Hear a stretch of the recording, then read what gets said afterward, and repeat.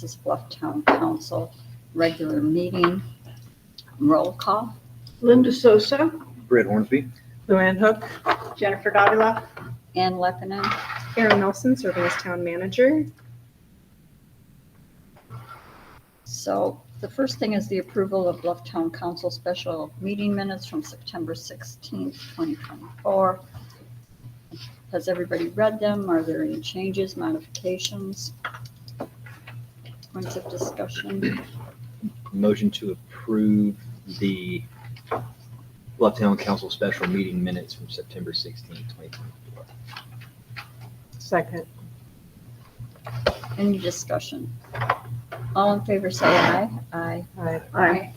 Anyone opposed? It's unanimous. Next is the approval of Bluff Town Council meeting minutes from September 17th, 2024. Again, has everybody received them? Did you read them? Are there any modifications or changes? Motion to approve Bluff Town Council meeting minutes from September 17th, 2024. Second. All in favor say aye. Aye. Aye. Anyone opposed? It's unanimous. Next is the approval of the Bluff Town Council special meeting minutes from September 24th, 2024. Has everybody received them? Are there any changes or modifications? Any points of discussion? Motion to approve Bluff Town Council special meeting minutes from September 24th, 2024. Second. All in favor say aye. Aye. Aye. Anyone opposed? It's unanimous. Now we're at public comment. There will be a 3-minute time limit for anyone wishing to make a public comment. If you exceed the 3-minute time limit, the meeting controller will mute you. Put your name in the chat box or raise the hand icon if you wish to make a public comment. I'll note that it is 4:07 and we do not have anyone in the audience here at the community center. Erin, is there anyone making a public comment? I do not see anyone who has indicated that they want to make a comment online right now.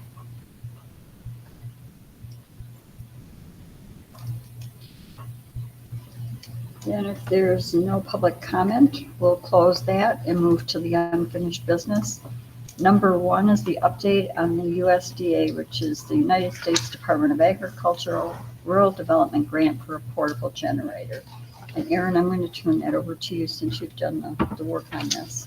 Yes. So right after the special meeting last week, Colette Walker came down to get Britt's signature as mayor pro tem. At that time, there was a slight modification to the agreement in which, well, actually, there have been a few slight modifications to the agreement since that time. Cut to the chase. USDA is able to offer us $47,000, $47,000 even for the generator. So that increases our cash match proportionally. So that's going to put us right around $18,000 roughly. A portion of that is going to be like training, because in that budget or in that grant, you saw that there was a little bit of training, but like our cash out of pocket is going to be right around $17,000. We do have the terms and conditions that was included in the agenda packet for today. USDA is willing to work with us if we needed them to, send us the funds first. They do like to do reimbursement, so if we are able to pay for it, and then we can very quickly get funding back from them. I know in our meeting last week we had talked about, if there was a change or if they were able to offer us less money, that the council would want to talk about that and approve it. Colette did call out that because this is a smaller grant, even though it is federal funding, we are not being held to BABA, which is Build America, Buy America, which is good, because some of these units are hard to come by. If they are, must be, all parts have to be made in America, so we don't have to do that, which is great. The funding will need to be transferred electronically, so our new bookkeeper, Melanie, will be helping us with that. And, you know, really once there's a 6-day waiting period in which Congress has the ability to deny all funds. She said that's never happened though, so fingers crossed we're not the first. And then after that 6-day waiting period, we would be, if you all choose to accept this, we would be eligible to go out and, you know, do the sourcing and go ahead and obtain that unit. So all exciting things, but it is, you know, just a little bit less than what we had talked about, a very, very minor amount less. Any questions about what I talked about, questions about the terms and conditions packet, or anything like that for the reimbursement? So remind me what the dollar amounts were before the adjustment. So the original dollar amount, we had originally said $50,000 with our cash match being $14,000 plus like in-kind training of $1,000, $2,000, something like that. And then what they're now offering is $47,000, and our cash match is approximately $17,000, so a $3,000 shift. And again, this is off of when I wrote the grant, there's not a specific unit that was picked out. We had kind of worked backwards to say, you know, this is kind of the amount available. So I certainly would want to ensure that we're all, you know, looking at what is going to be the best unit in terms of size and storage and, you know, when we can get it delivered and things like that. So please know that I don't have a unit on order right now, but I will need your help in sourcing it. See, and I think that would be a good thing to get some of the fire department or somebody like that runs the generators, just to kind of get input. Why you running a generator? You're running one, and so you've got some ideas. And I had reached out to a couple like large companies nationwide, so I had received like a couple quotes. So I've got a few folks that we can tap into. Yeah, that would be my only suggestion, because I would just have to go on the sales brochure, you know. But we'll get a couple official quotes and everything, and we kind of look at, you know, based on the amount that we have. You know, And what about have you looked at propane and fuel? that's a good question. I'll use I don't recall what I had in the grant, or if it even called it out or not. But that's a good question. But yeah, we should definitely talk about that. And what's going to be easiest to source and train people on, and, you know, anyone can use it kind of thing. So yeah, all good things. Yeah, we should definitely talk. I wonder, would there be a way for maybe myself and a council member or two to kind of take this as a project, if you all vote to accept the $47,000, take it as a project that we can kind of work and then bring back our final recommendation for a unit? Yeah, I think that's a good idea. That would be great. So the second part, number 2, is an actual, any discussion or vote on the adjustment, because we do have to vote. Since we voted previously on one amount, we need to vote on this adjustment. I think it's well spent money, because we do lose power quite frequently, and you never know when the whole town will be shut down. We can all take a turn, whatever, you know. I think it's good to have it. It could be off for a couple weeks, but, you know, it's off and off hours at a time, usually not more than a day, but, you know, we don't know. Yeah, you don't know. So. Well, if you get a storm like they got in North Carolina, it could be a long time. Yeah, I think it's money worth spending. So we do need them. Does it come out of capital Projects? And is it 18,000? What's the number? So I think for the sake of having, So because she had made adjustments after what you had signed, I think for the sake of having like a clean vote, perhaps you guys could just make it a clean 18,000, up to $18,000 cash match if you're comfortable with that. Yeah. So, so I don't want to amend it. So I will motion to approve $18,000 for matching for the United States Department of Agriculture Rural Development Grant for portable generator. I'll second the motion. Any further discussion or questions? Then all in favor say aye. Aye. Aye. Anyone opposed? It's unanimous. Now remind me if, when Britt signed the documents, do we need to approve that signature retroactively? Then we already had done that, okay. I couldn't remember if we had or not because it was so crazy with Colette coming down and I wasn't here, okay. Yeah, she was. That was She really nice she of her. she put some solid mileage on to try to finish up their year. Well, We'll she already get. has it distributed. We already have it accepted. That's Yeah. crazy. She was, yeah. But we will get the countersigned document from her after the congressional hold. So like I would probably expect it by end of week if I had to guess. So, Okay. end of this week. Then number 3, a report on the Environmental Protection Agency Government to Government Grant meeting on September 24th, 2024. And I was on there mostly to listen, so I'm going to let, and Leah Collins is not here to make a report, project manager, she's not. So Erin or Jen, if you'd like to go ahead and give the report. Erin, why don't you report, you know? Okay. I can add if needed. Yeah. So we did meet with our EPA project officer as is required by our grant. I mean, it is still a valid grant and we do need to report out kind of what's going on. So for the sake of, just kind of ensuring that they're aware of where we're at, we explained kind of where we got held up in the process. And even though the architectural funds aren't necessarily coming from EPA. Clearly, that's a pretty big toll gate that we need to get through before we can spend any EPA funds.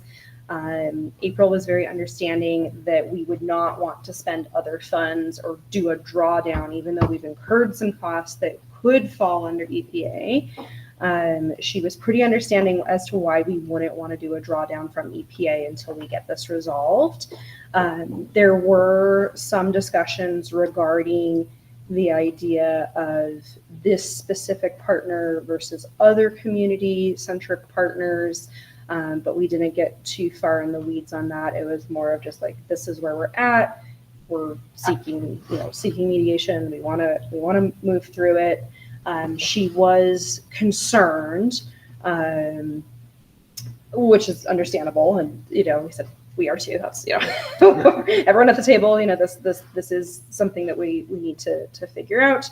But it was not just you're in default. There's any issues there. So what we did ask though was that we wanted the opportunity to go through mediation, or at least get the next step scheduled with UDB before we have another report out, at least in terms of a video or phone call with them.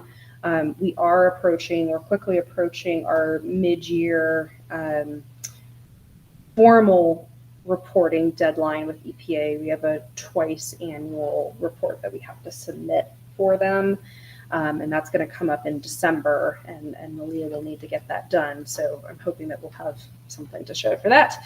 But we did say that we didn't necessarily want to schedule another call because we don't really have anything to report unless we're able to get to and through mediation.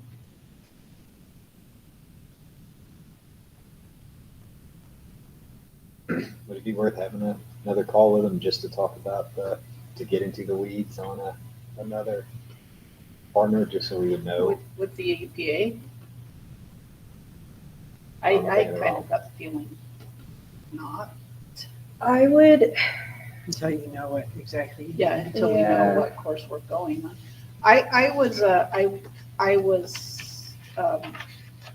felt better after the conversation with April and the EPA in the decision that we've made to move forward with things, because she basically said flat out that it's, not up to UDB at all. This is the town of Bluff's grant, and they don't really have any power to dictate who we approve for how to spend that grant.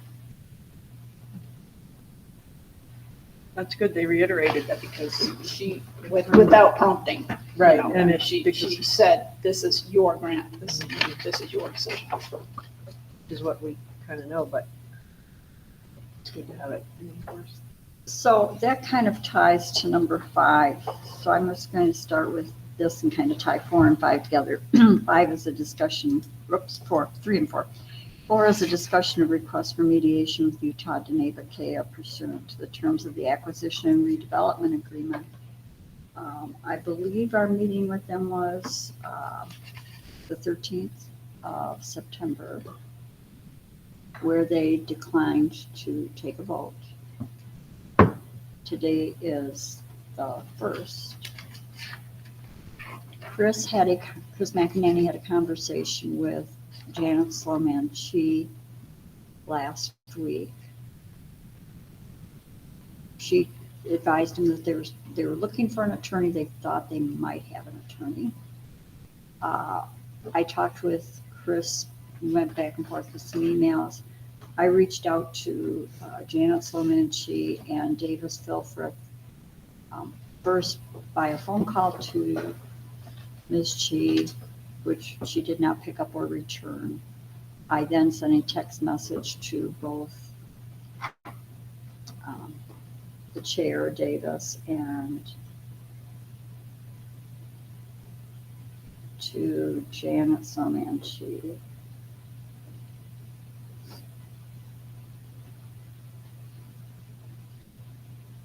I don't know if I can pull it up.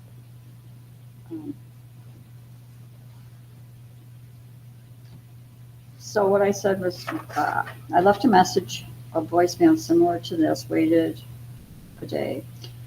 Good morning, I hope you had an enjoyable weekend. I am hoping that the UDB board has moved forward and that we can accept the lower bid for architectural services while we mediate our differences. Turning back the grant money that can be used to move the building renovation along is counterproductive to any goal either side has. The sooner renovations begin, the sooner we can discuss allocation of space and use. I'll be in and out of cell range today and tomorrow, but I'll do whatever I can to talk. When I didn't get a response to either the phone call or the text, I just sent another one this morning saying I was headed back to Bluff. I'm available Wednesday, Thursday, or Friday to discuss the process. As we all know, grants and bids have deadlines and we need to move forward. I don't like nagging, but in the best interest of the town, I feel I must keep asking for a response. This is based on my conversations with Chris to reach out. So I haven't had any responses. I was in cell range with the exception of going over the summit. Nothing came in, so I've heard nothing. I think the next step to kind of answer your question, Britt, is we probably need to consult with our attorney about what the next step is to try to move forward. UDB has not responded to the request to mediate. They've not responded to the letter that Chris sent. So, anybody have a suggestion of doing something differently than conferring with Chris?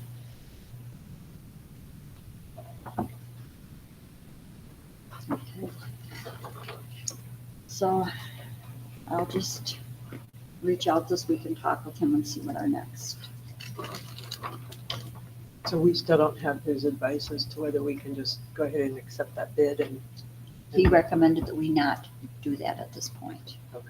That we try reaching out again. He made Okay. he said, don't do that until after. He had tried to call Janet Sloman-Chi, which he did. Then he asked me to try reaching out to Okay. both she and the chair, which I did. So now let's go back to Chris and ask that question again. Like, what are our options? Okay. That seems like what we need to do then. Yeah, I do too. And so I'll definitely do that this week. And I see in the letter, it indicates that UDB, Chris was urging them to reach out as soon as possible, but he essentially stated that they had, a week to get back to him, and that It's been is a week. that is today. Mhm. So I am curious what that next step looks like as well. So. yeah, I think probably each of us has an opinion as to what we should do. I guess the question is, what should we legally do? And so I'll reach out to Chris. I'll probably wait till I have at least one other person that can be available to listen to what he has to say and ask any other questions. And then we'll go from there. If there's nothing else on 3 and 4, we can move to 5, which is a discussion of approved financial institutions available for 2025 and a request for this change of address notice from Zion's Bank. I sent, and I don't know who gets the notice of the approved financial institutions, but I got that, I think it was this week, Monday or Friday, but there was a list of approved ones. Of course, Zion's is on there and Wells Fargo is on there, but there are a number of credit unions on there, including San Juan Credit Union and Desert Credit Union. So there are a number of other options that we could look at, and I guess, are we at a point where we want to invest some person power into investigating what other options look like? Was this one here in town? It was on? Yeah. Mhm. When I talked to them 4 years ago, they weren't equipped to really handle a lot of business account, but they've certainly grown. They have grown. I would still approach them if they were capable of handling that in a candid discussion. Honestly, I see more errors come out of San Juan Federal Credit Union than I do Zion's. I really, Is that possible? oh yes. Sorry. It's Oh, yes. like, okay. That is my most closely watched bank statement. So I guess the question would be,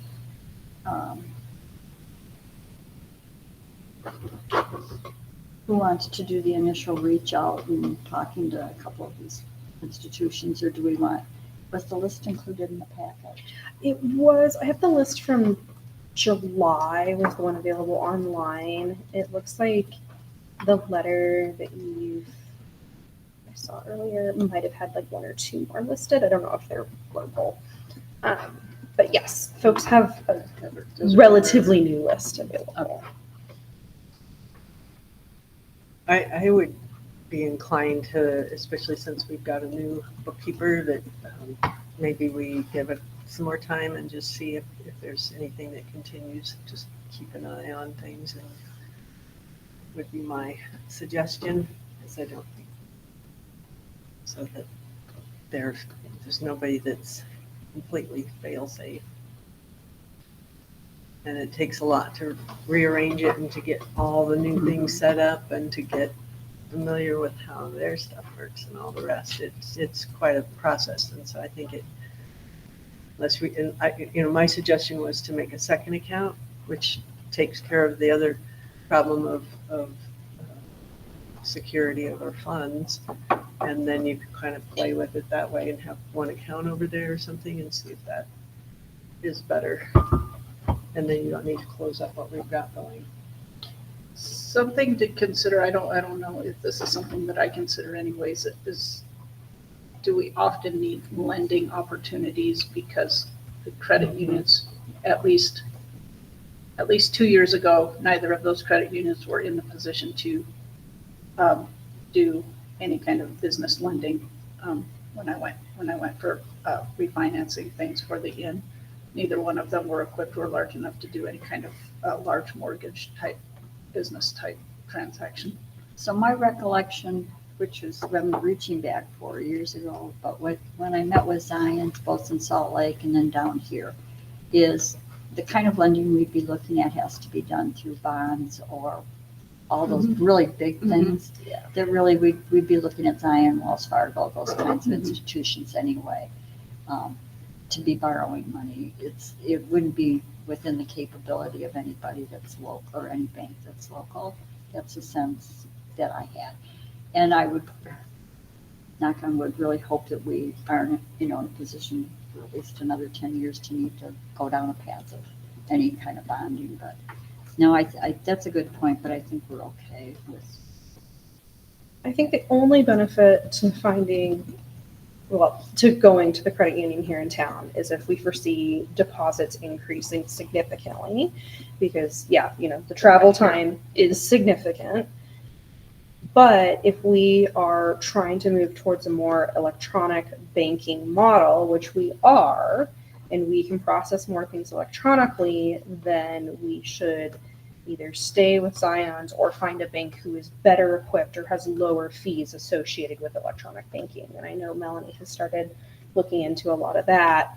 Zion's doesn't have an extreme fee associated with it, but that would be the only benefit of changing, would be to find someone who can do it for less, or who is better equipped to do it, for example, or has like lower credit card fees or something like that, where we could interface with the public and the public could pay via credit card online for next to nothing. Like that would make it worth it. But I get the sense that the credit union doesn't necessarily have those I don't capabilities. know if they do or not. I have never tried to do any. That would be the only thing that it might be worth it to see if they would be better at that. But yeah, I think those are the two reasons that it would make sense to look at other options at this point in time. I do think, I like the idea, Lou, of giving some additional time. The only thing I qualify that with is in January of every year, we have to renew our commitment to a resolution as to which banking institution we're using. And I don't think we'd really want to wait to January to say we're going to change, because then we'd have to vote and really fast forward everything. Mm-hmm. So, maybe waiting until November, get through October, see what October looks like. What about making an account, a different account over there? Because we still don't have everything in PTIP, so maybe that's a solution that everybody could live with easier. And have another general account, general fund, so you have two banks that you're dealing with. I think you can only have one general fund. Bank. Well, whatever it would be, then maybe put the general fund in the new bank, and then you could deposit everything there. You could go there if somebody wanted to pay. Well, I think, certainly continuing to have a conversation. It might be worth talking to our accountant, to Dave, and see what Dave Sanderson thinks too. Because that might solve, the PTIP problem, and is there a PTIP problem? Well, I think it is a problem because we don't have everything over there. We're just losing interest, but it would. Anyway, we still need to finish seeing what all is where. In my opinion, it's still a risk that's hanging out there. Maybe the thing to do is reach out first to Dave and see what Dave Sanderson has to say about changing banking institutions, what he's seeing in the marketplace for other towns and municipalities. Probably wouldn't hurt to just inquire about banking fees and that type of thing too. You can make those inquiries without making a commitment to change. Mm-hmm. And if we can have two different banks, that'd be the accountant's question probably, or you tell the city and town. Banking fees change though. It's like they do. You get a letter, they're higher. Yeah, they do.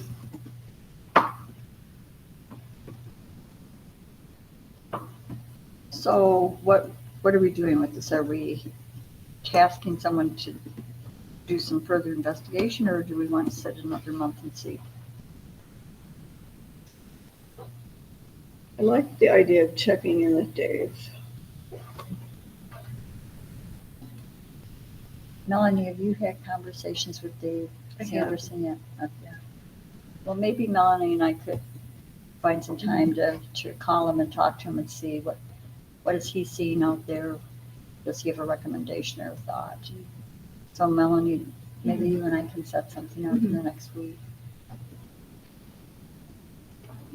Make a note for myself. Anything else on that?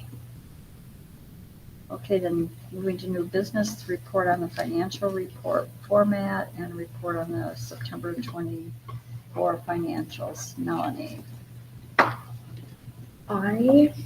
It has been very interesting, kind of getting into the, I guess, like details of the town's financials, because there's a lot of resources on Plurus that we're not using.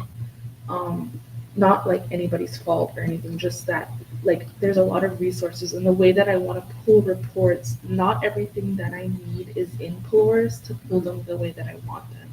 So these past couple of weeks have been like going into Plurus and then trying to create a report template, and then finding that like vendor information is not always up to date, and it, you know, like I said, there's sometimes duplicate accounts, there's it's not set up the way that the coding in the system can pull the information the way that, you know, I see it being pulled, because in talking with Erin and like when I was interviewed, there was a lot of discussion around moving the town towards accrual type accounting, where instead of just being a cash flow, like this is when the money came in, this is when the money come out, we're looking at when money is spent in time periods. So like accrual accounting is like we're looking at expenses charged. So like talking about September, I'm trying to create reports that reflect all of the money that was brought in and also expended in September. And it's a little hard to do that with kind of missing information, the way things get documented in Plurus, and trying to update that so that way it's easy to pull. So like I included something called accounts, the accounts payable and receivable. So like those are what we're expected to pay. So like those are invoices that we've received, maybe like September, like Dave sent his September, so his services for September, he invoiced us on September 30th, so yesterday. And because those services were in September, I want to start charging it to the month of September. And so even though his invoice came on the last day, like there's no way I'm gonna like get the invoice, run around town, get the check paid and sent out, and then have it cashed within like 2 or 3 days. By focusing on like the time periods and creating, like me and Erin have like discussed double entry bookkeeping, where we are accounting for, okay, the invoice came on the 30th, it's forward done in September, we're gonna pay, like those will go towards funds, like the funding period of September. And so even though that, and I like have the checks and whatnot right here, but even though those aren't going to necessarily be pulled out of the general fund in September, it's an expense that goes to September. So it's just kind of like a bookkeeping way of saying, okay, so even though Dave got it to us at the end of September and there's no way it's going to come out of the account by September 30th, that's an expense we're tying to September because those are services provided to the town in September. Along with that, making sure that like our kind of tax documents from our vendors are up to date has been kind of like a lot of like working through, so that way we can build things correctly. So it's been kind of like I make a little bit of headway on like the report, and then it's like, oh, we don't have this, and it's like going back and like trying to find everything. So it's been like, it doesn't look pretty this month. I know that. We have accounts receivable where we're expecting reimbursement quarterly from UDP, and we're expecting reimbursement from the senior center, and those will go towards this first quarter. And then we also have kind of like along with like the pay miscalculations, what we're expected from Malia. So those will be tied to this quarter to September. However, like those like with cash flow, it will not go into the account in September. But when we're doing our monthly reporting, so So another good example of this is what Dave has been doing with the tax revenue. So, and like Linda was really helpful with this when she shared the September revenue. That's not actually revenue for September. That's our first revenue. And if you look at the budget and that like the operational budget report that was like attached, and right at the top it has the revenues and like the tax income, and broken down in between like the energy tax, the TRT, the highway, and the resort taxes that we're getting. Those are the first revenues for the town for this fiscal year. So those taxes were collected in July, processed in August, and then are distributed in September. So it's 2 months prior. So although it's September and we're 3 months into this quarter, we're done with the first quarter. We're just now seeing our first revenues for this fiscal year. So what Dave has been doing is he's been using journal entries to back date those revenues back to July, because those are actually July revenues. So those are taxes collected in July, even though we got them in December, they're July's revenues. And those are the first month's revenues for this fiscal year. And so he's been doing journal entries to make sure that they get put back into the correct amount to the correct month, even though like we're so far and like those taxes have been paid.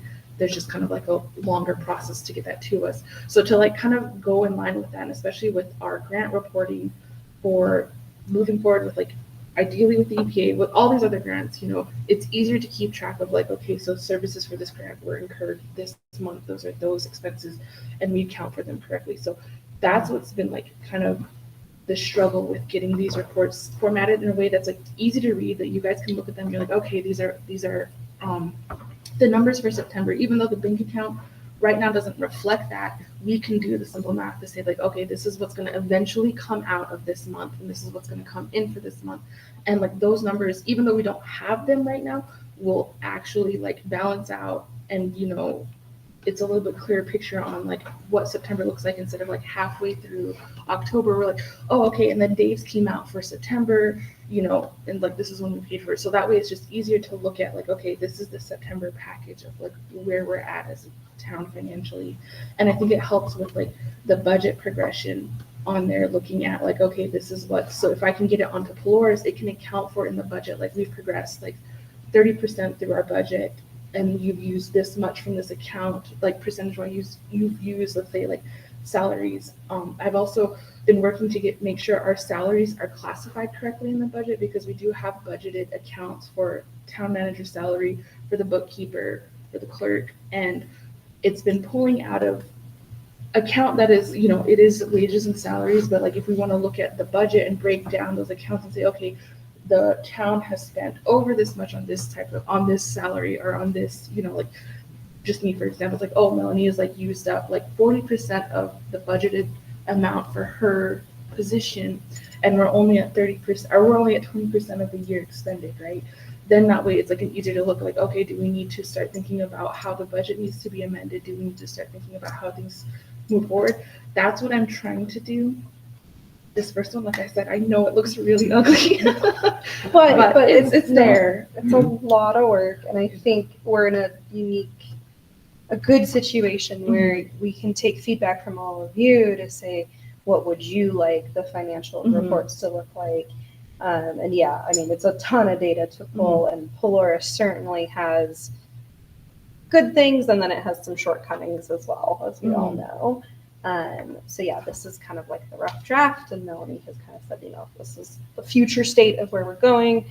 But I think, you know, for us to have more substantial discussions regarding financials monthly, you know, we need your feedback as to what would be beneficial. So take this one for what it is.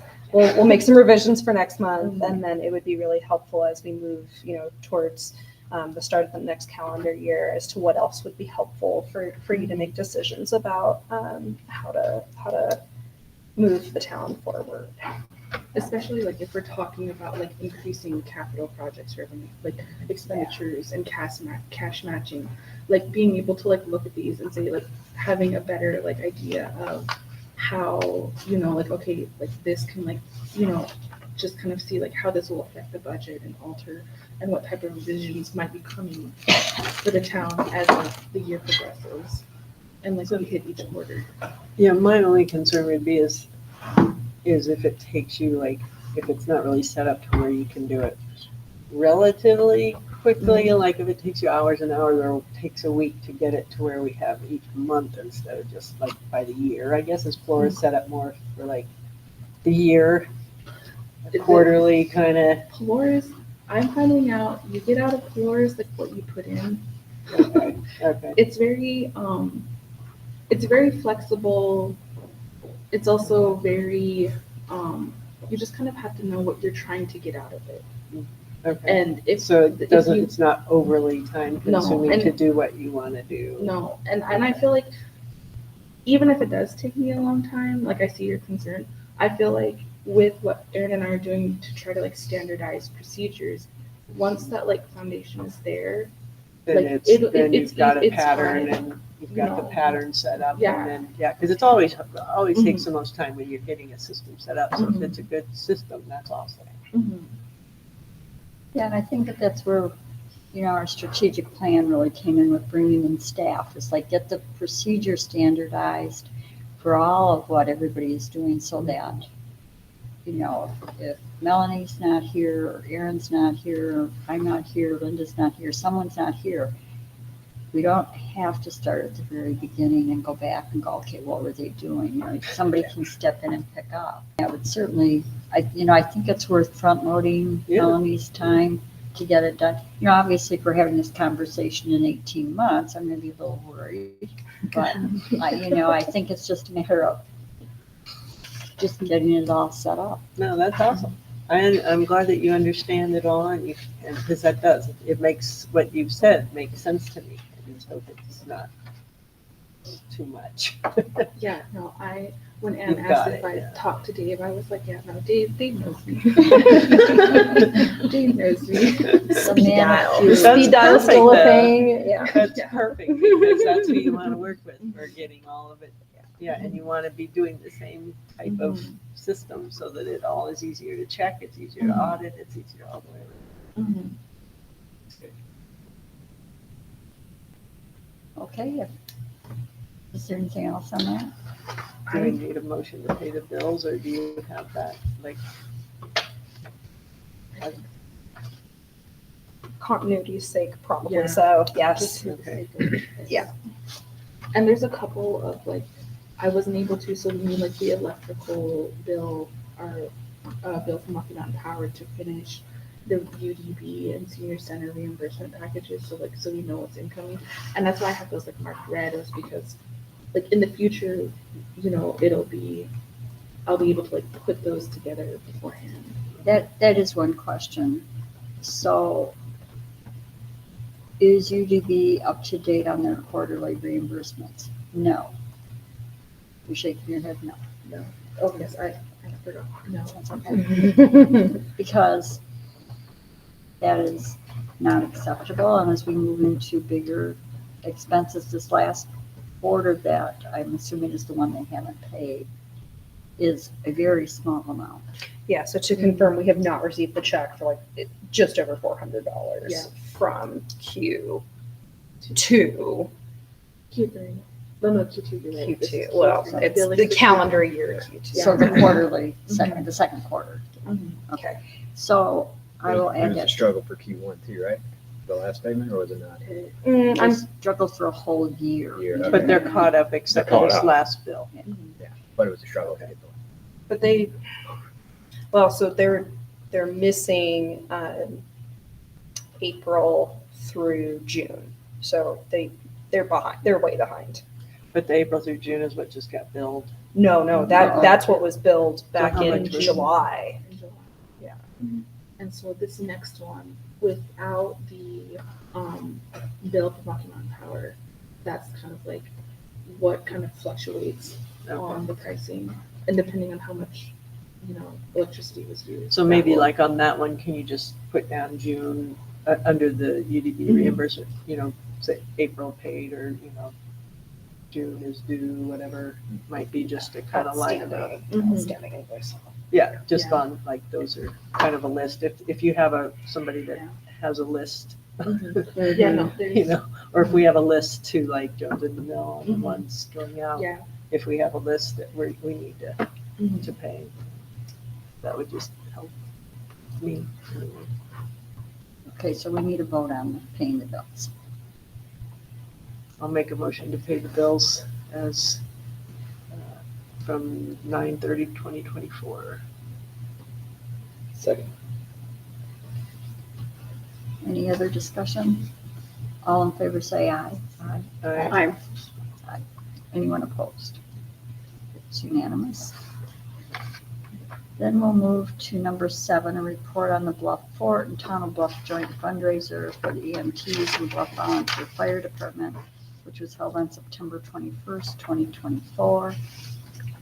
I was not in town for that, so Erin. So certainly appreciate everyone who showed up and made donations and came to eat pancakes. Big thanks to the Bluff Fort, Twin Rocks Cafe and Trading Post and Cafe. Our council members here showed up and volunteered. Thank you all. And of course, the emergency first responders, huge thanks. I know that we received an additional donation after the initial amount was collected.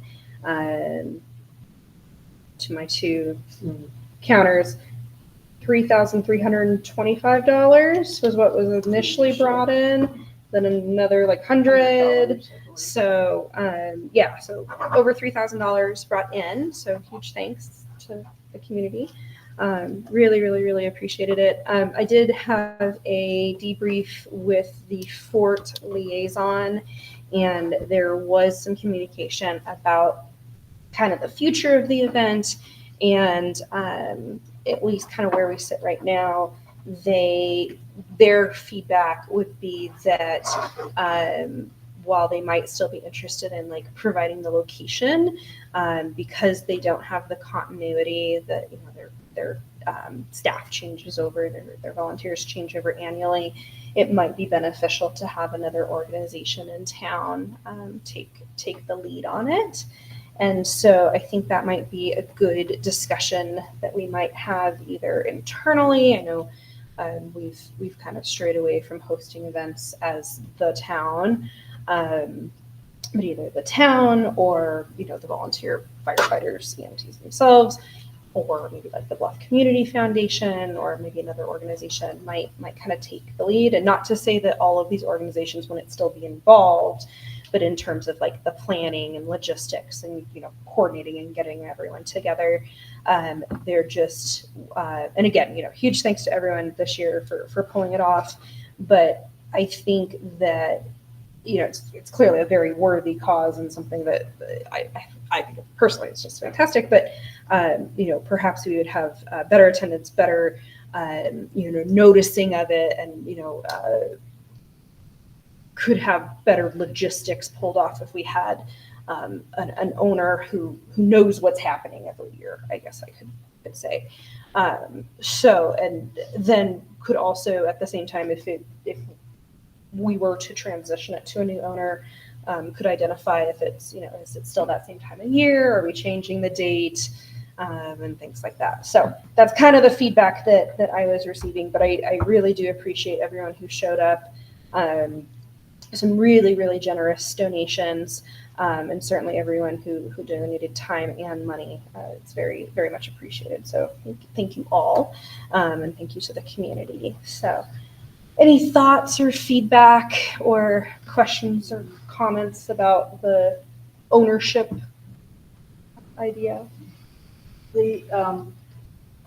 I don't remember which board volunteer it was who was comparing numbers. I don't remember if it was Jack or if it was someone else.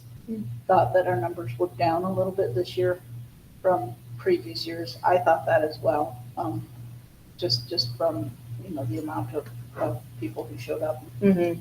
So I was questioning internally what else was going on that weekend, because I thought numbers were a little soft at a few other things as well. I didn't think that the Bluegrass Festival got as much turnout as maybe it has in the past. It was also Keep Safari Weekend, which I don't think would really affect that, but Joe also had some kind of presentation going on at the museum that day, so we might have lost some people to that. But I thought, I don't recall what the amounts were in the past. I don't know if we were higher or lower, but I thought it was an all right turnout. I would say it was lower. So I was taking tally, and I think we had right around just over 90 people. It was like 86 adults and a handful of kids.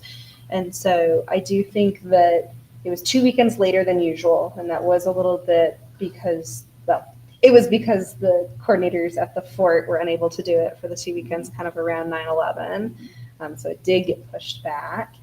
And I don't know if that's something that people planned for in town or not, but it was 2 weekends later than usual. And again, like maybe we do just evaluate what weekend we're doing it. And I will say, as much as I think our turnout might have been even lower, but because by the time the fort was approaching my desk and saying, "Hey, are we doing this year?" it would have been too late to do anything anyway. And so, we had a 3-week runway anyway with them moving it back. Yeah, but you're being really generous because I had that conversation with the fort 3 months before.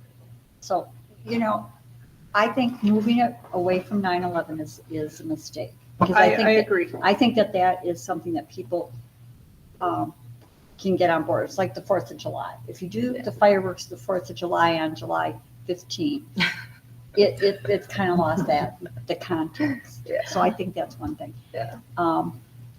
And I think for me personally, because this started up this last round of whatever had happened historically, but this started up in part to kind of bridge that gap bridge the gap of them and us kind of feelings and to have a community. And I'm very reluctant to say I think it's a good idea to move it to a different owner.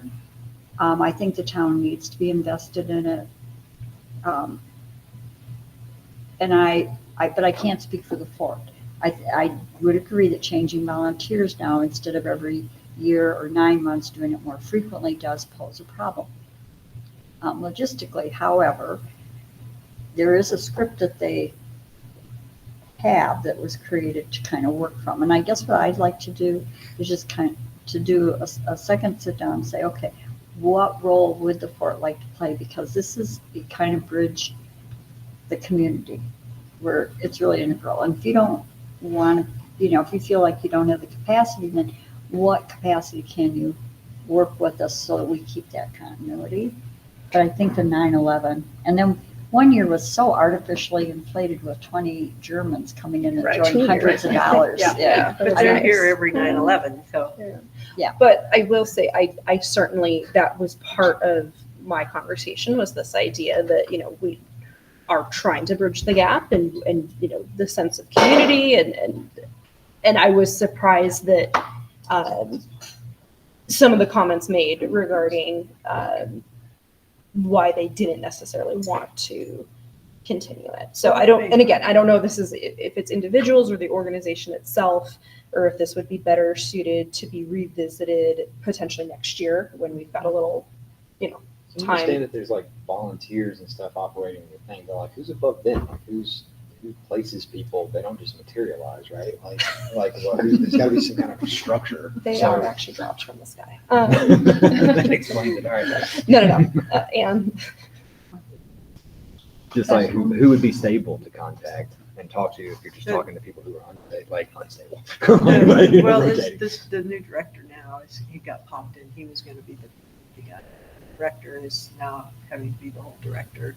So they're just short this year. I think they were, 8 people down, which is a lot for, plus a new director suddenly and the new, what do they call the community liaison?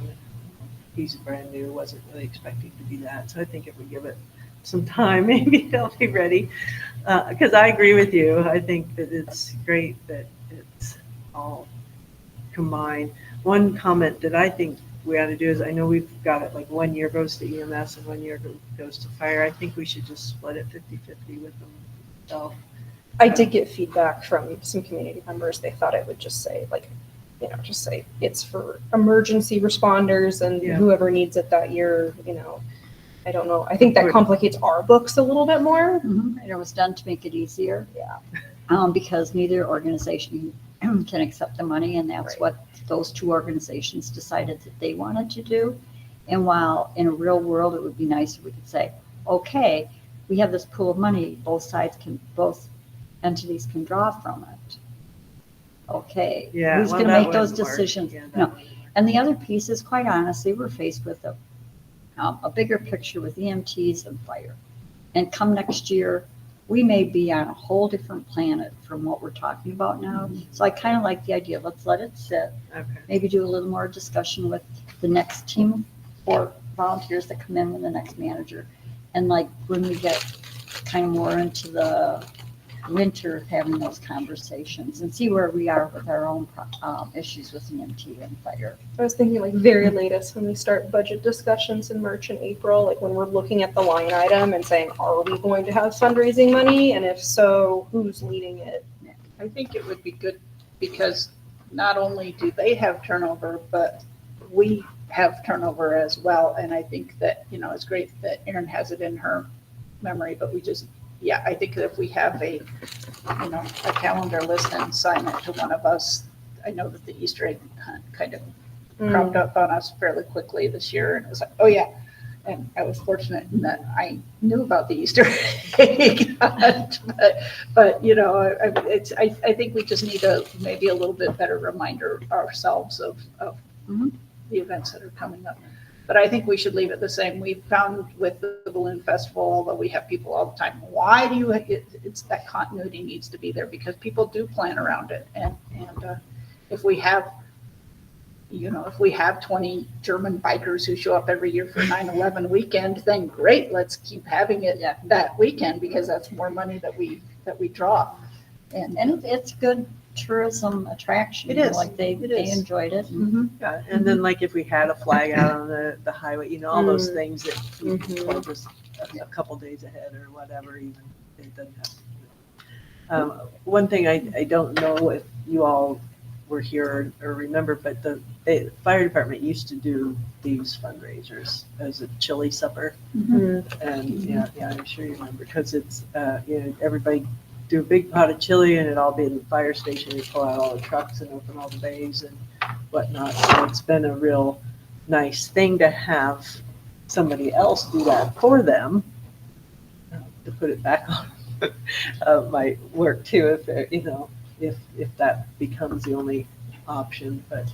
Well, and it feels, okay, I agree with you, Ann, that we need to have that event and be a town and fort it's not sponsored event. This is not a good analogy, but you don't throw your own wedding shower, baby shower, birthday Right, party. right. Somebody else does Yeah. it for you. And I'm afraid that if we toss it up, the organizations aren't going to feel like they should wave their own flag. But I do agree with what Erin is reporting back, that we need to figure it out, but we don't have to do it tonight, right? Right, and I'm not saying they should do it again, but I'm just saying they did it in the past, and it's nice that the fort started hosting that. Yes, that was really good. Every year, including this one, there are a lot of people that come down from Blanding because they support things that the fort does, and that's why we had 90 people. If it's, That's true. that makes a big difference. And That is. it's great having them come down. I mean, I saw my old principal. So let's focus on what we can do to, Encourage them. to at least figure out where we've got gaps and what we need to do. But I like keeping it around 9/11. We can't find the aprons. They couldn't find them in their boxes, but they're They'll gonna look. crop up someplace. They will. They're over there somewhere. Because they made some great over the years. But anyway, Okay, so we'll move to 8. Report on September 9th, 2024 County Transient Room Tax Meeting. That's Jen, and then September 17th and 24th, county economic development meetings, and that's Linda. So Linda can back me up if I've forgotten something about TTAB meeting, because that was a little while ago. Basically, Allison is taking over the tourism services portion of the economic development office. They have split it up, so she introduced our new economic development person, Talia, and I am sad that I don't remember Talia's last name. Hanson. Okay. But Linda can talk to us more about that.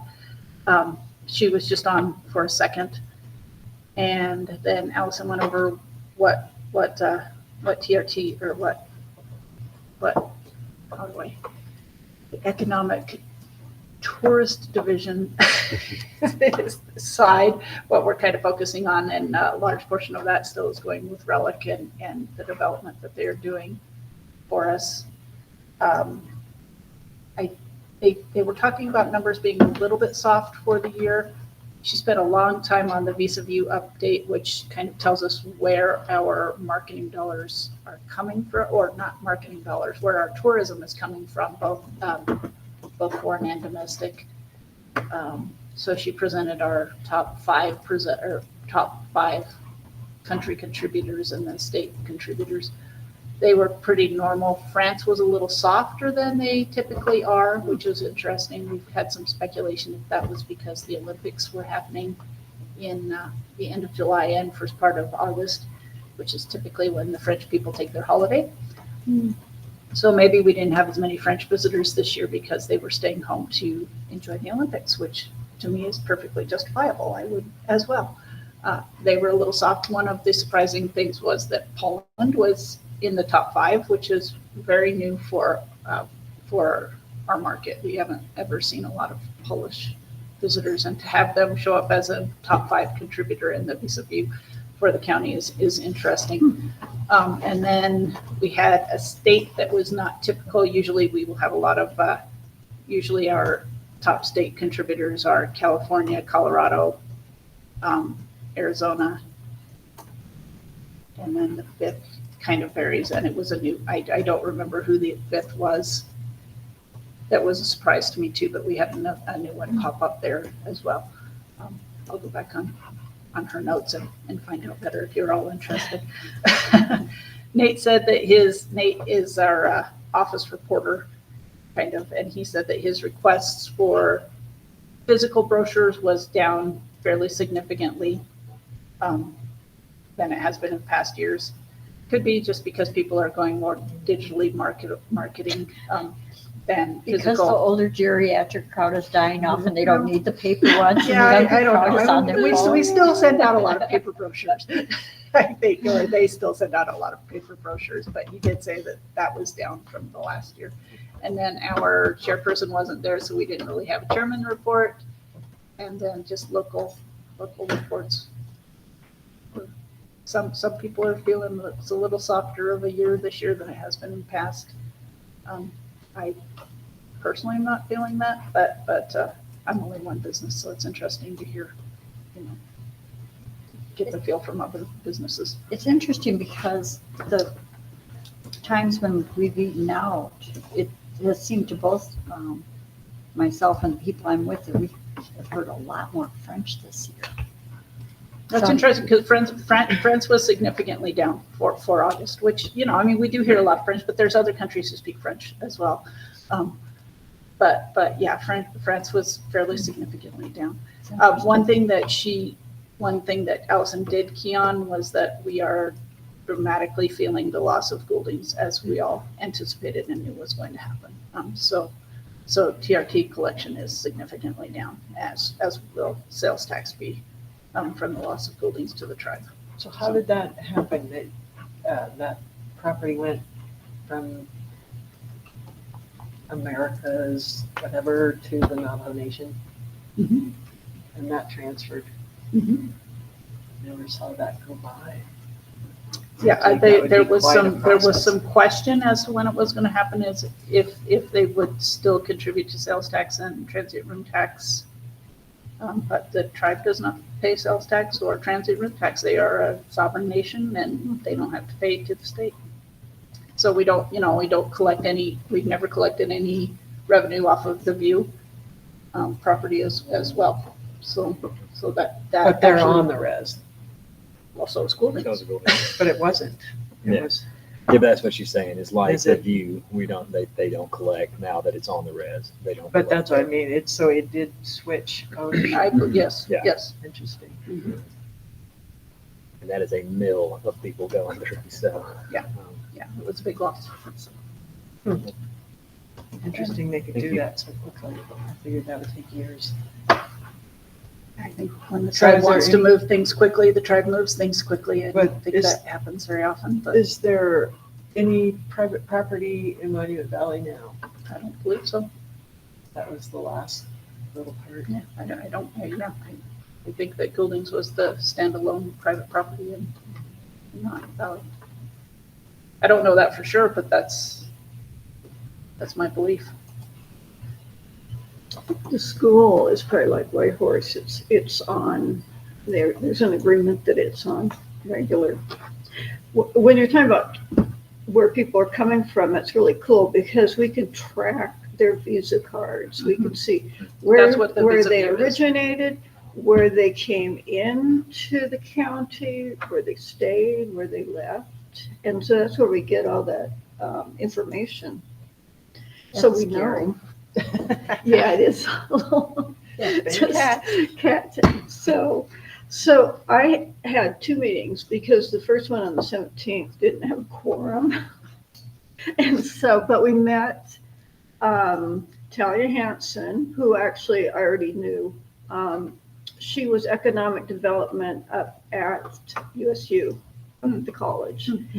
And so I had been with her for a couple grant workshops. She's great with grants, but she's got a lot of positive energy. And it's like she's kind of seamlessly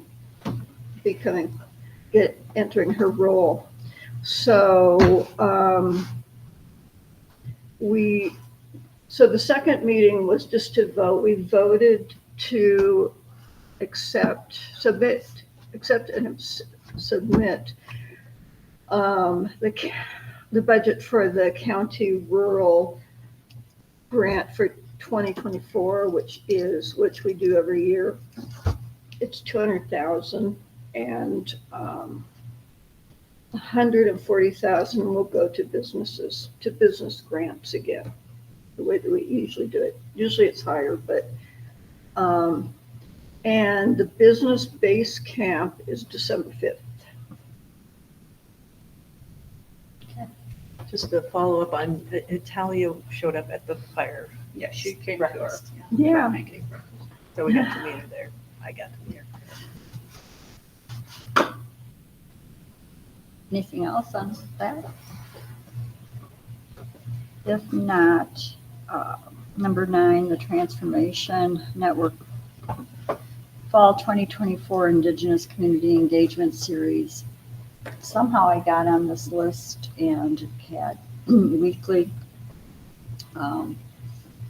webinars that you can join to talk about working with Indigenous groups and people. And so I think the first one was this week, but it was either this week or last week and I wasn't able to join it. But particularly the fourth one, which I don't recall what it was, but the fourth one looked interesting. I mean, they all looked interesting. It's just like being able to fit it into a schedule. But I just wanted to be sure that everybody got the information if they wanted to sign up and do that. So there's no report on that, just that informationally, that's what's out there. Number 10 is a discussion of a joint meeting with planning and zoning on October 3rd, 2024. I think we kind of batted around a couple dates. And Erin, is it looking like Friday? So it's looking like Friday, October 4th at 1 p.m. I know we are going to be sans Britt and sans Malia, but I think everyone else is available at that time. Brian was notified. I don't know if he'll be available. I'm not sure if he's working. But it looks like we should be able to get a quorum for town council. He sent something, hang on a sec. I feel like I just saw his name pop up.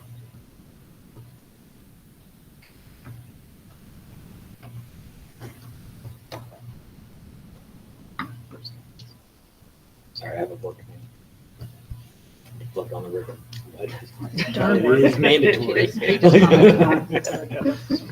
You just gotta pick the job, man. Yeah, so I think, so the community center is available, so in person would probably be preferable since this would be, can you do it as a joint work session? So no voting or anything, but just a work session for the RV ordinance.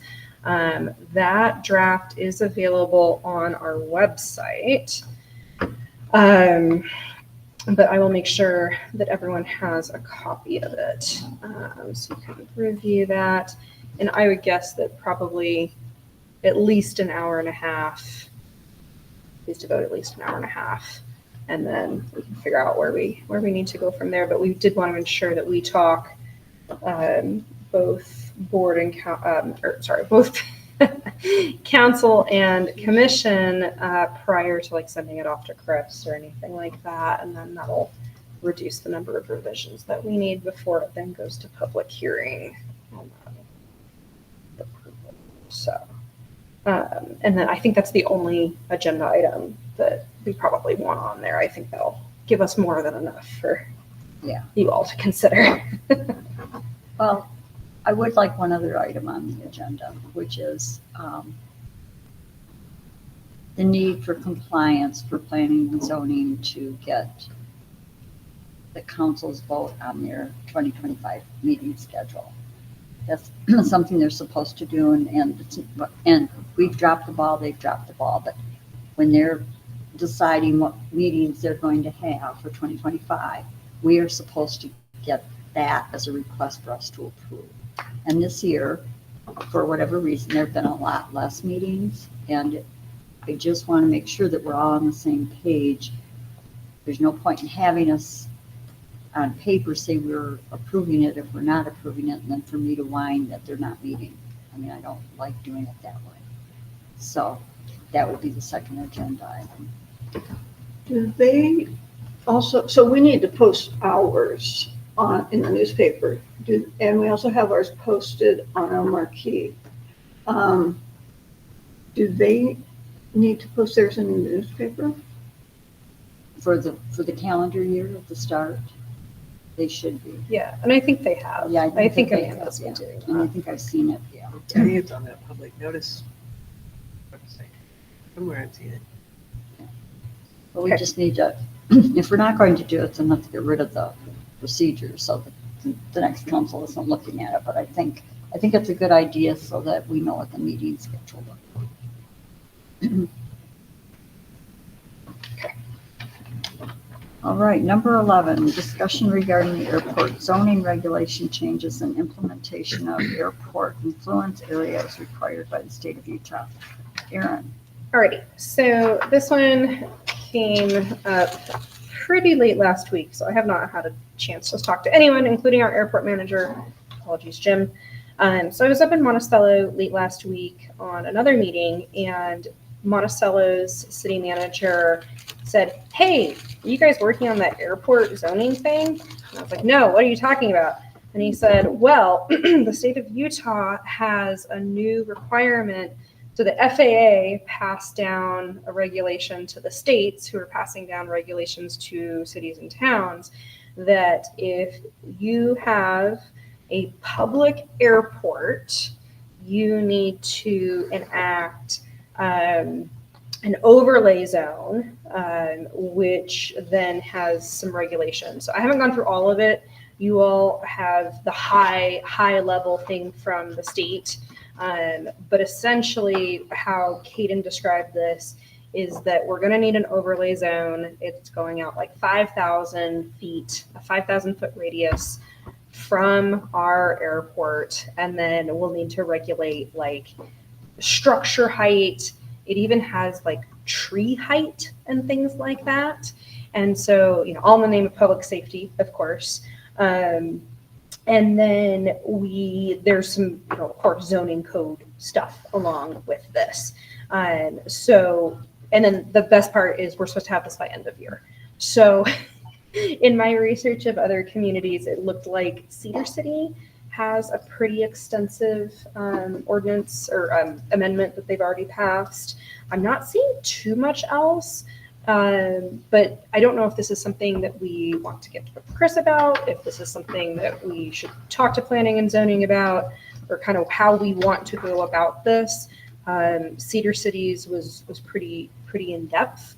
Again, this is only for public airports, so private doesn't count, but we do need to get this enacted. It does have some stipulations that if we don't do it by the end of the year, then there's some other stuff going on. But I know I had not heard anything about this from Utah League or from Chris or, even when we were talking like subdivision or anything like that. So here we are. I think that might be one of those things that they were asking us how it was affecting us in How's rural it going? meetings that Yeah, I didn't really know anything about. So that's okay. Trying to find my notes from that. Isn't it kind of, Can I take a look at that? I don't think I seemed have like it. a P and Z kind of thing to me, I don't, because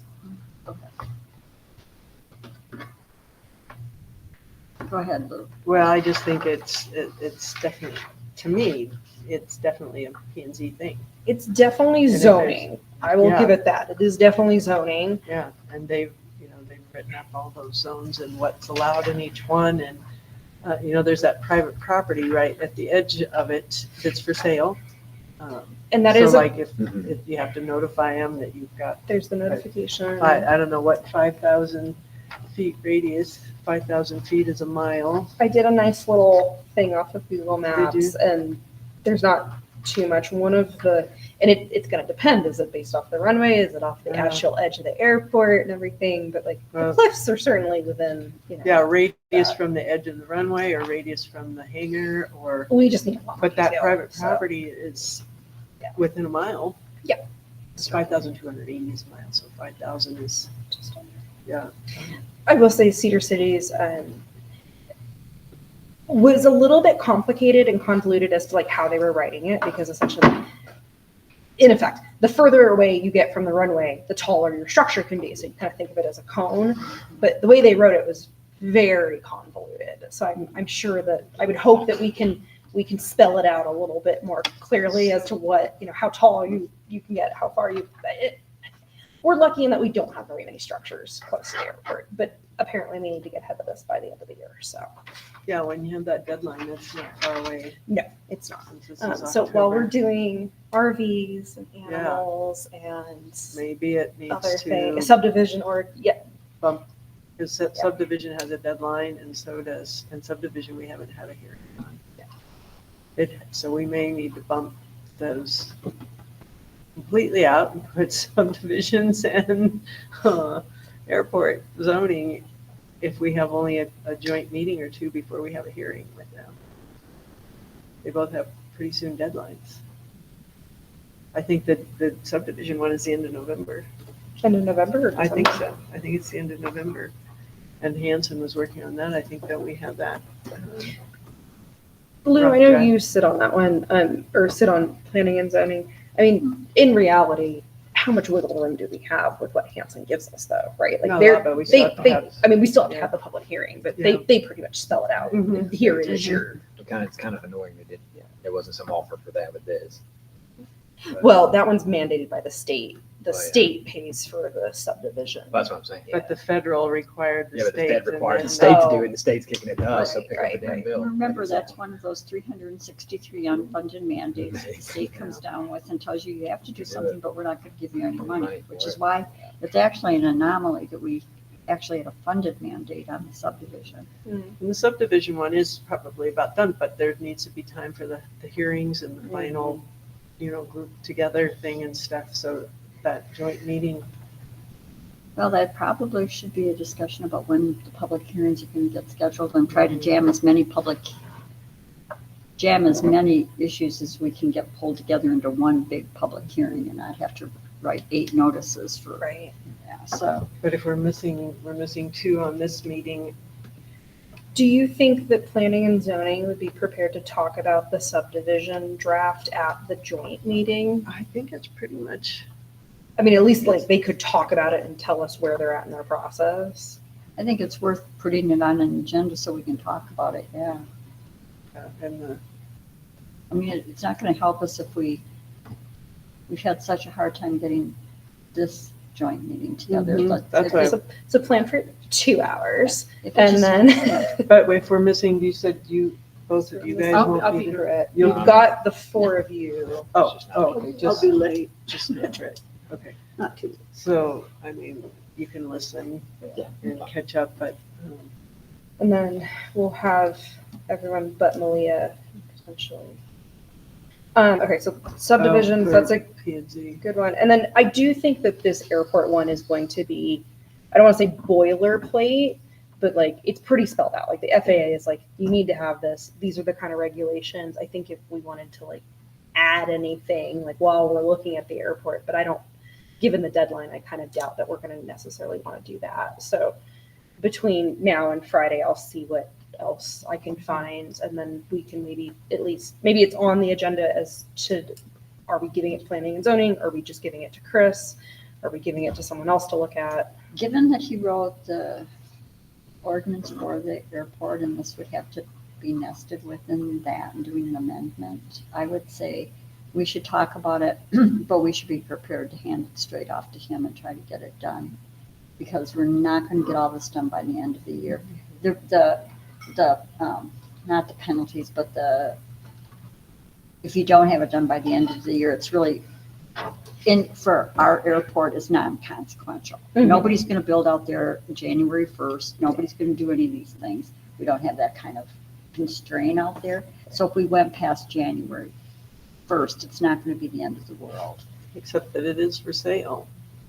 Well, they're not gonna get anything built that quickly, Lou. I mean. Not by you know, January, no. We but- aim, yeah, we aim for the first, getting it done, but if we don't get it done, it has a provision on how you regulate it, so. Well, let's talk about it on Friday. Okay. Bring your lunch, dinner. I know. Ask them I to know, leave the snacks.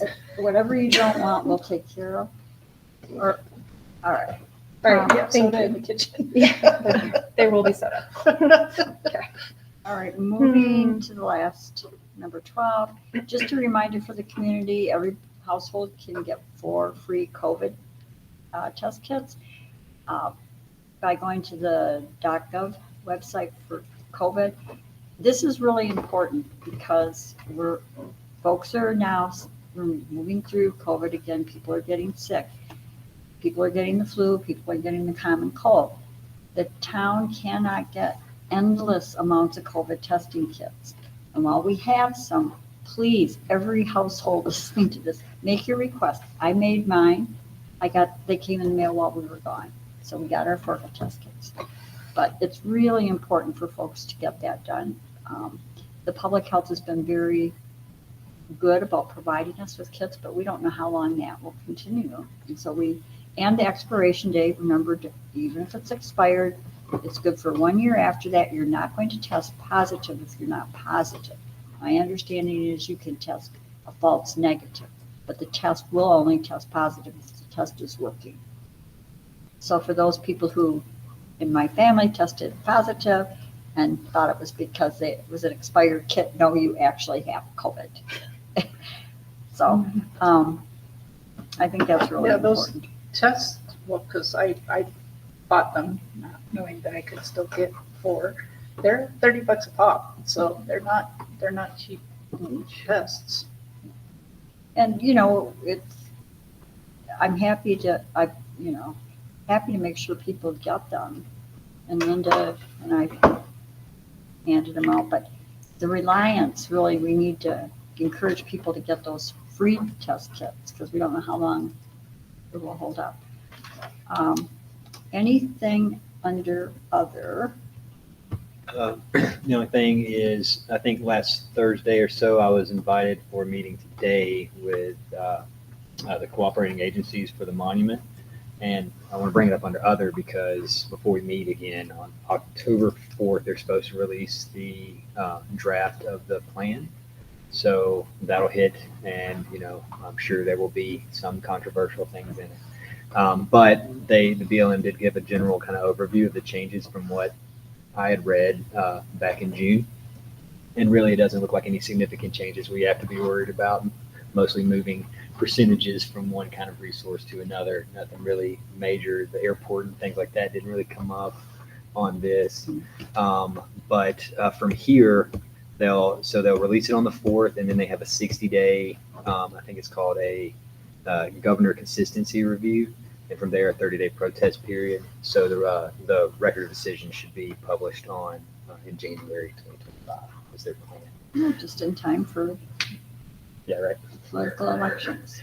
So the only thing I think that you'll hear like locally that was kind of a big deal is there was a lot of concern about from Blanding and Monticello about closing Arch Canyon to OHVs.